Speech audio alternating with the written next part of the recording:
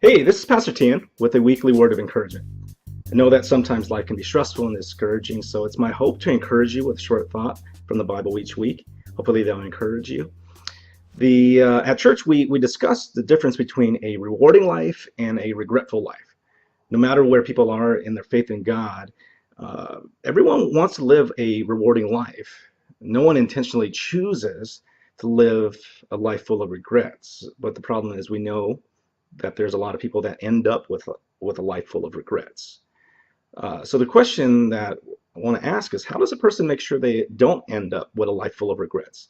How can we ensure a rewarding life? Does the Bible say anything about that? You know, the Bible is pretty clear that on this issue, our choices really do matter. We're not victims of fate.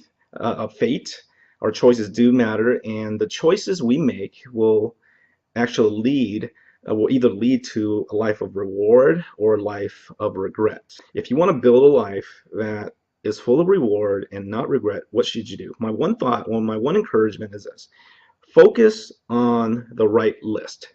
Focus on the right list. Everything you and I do will be recorded on one of two lists: your education, your work, your achievements, your awards, your commendations, your accomplishments, your relationships, your personal impact. Everything you do, every choice you make will show up on one of two lists. The thing is, what gets recorded on one list really usually doesn't get recorded on the other list. And focusing on one list will lead you to a life full of regret, while focusing on the other list will lead to a life full of rewards, a rewarding life. So what are the two lists? The first list is this. The first list is your resume. A resume is a record of all your accomplishments and achievements, your education, where you went to school, your job histories, your training, your awards, your promotions, all the things you achieved in life, all the things you worked hard to accomplish. That's the first list. That's your resume. The second list is different. The second list is your eulogy. Your eulogy. A eulogy is what people say about you at your funeral. It's a record of the impact you've made in people's lives, in the lives of others. Now, what shows up on one list really doesn't show up on the other list. So your job history, your education, your accomplishments, that doesn't show up on your eulogy, right? But the personal impact that you made, the person that you are, your faith, your relationships, that really doesn't show up on your resume. Our problem is we focus so much energy and time and effort on building the wrong list. We focus on building our resume. We focus on education, our achievement. We focus on these things that really will not matter in the long term.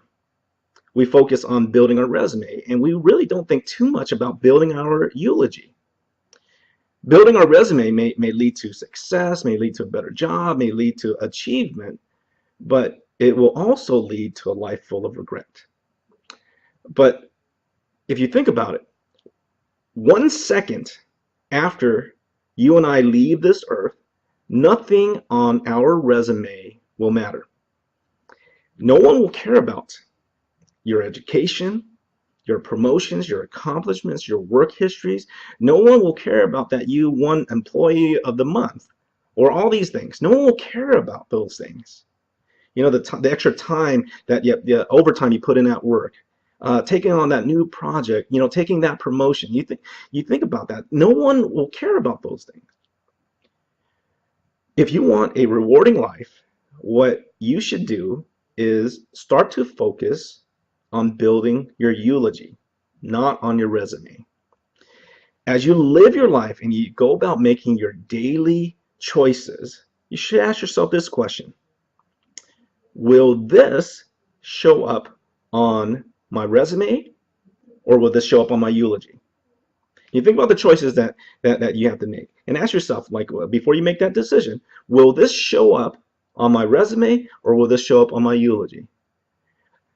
If you have to travel for work, ask yourself, will this show up on my resume or on my eulogy? Taking on that new project, Taking that promotion, will this show up on my resume or on my eulogy? Going to the ball game with your kids, sitting down and eating dinner with your family, doing family devotions and praying with your family.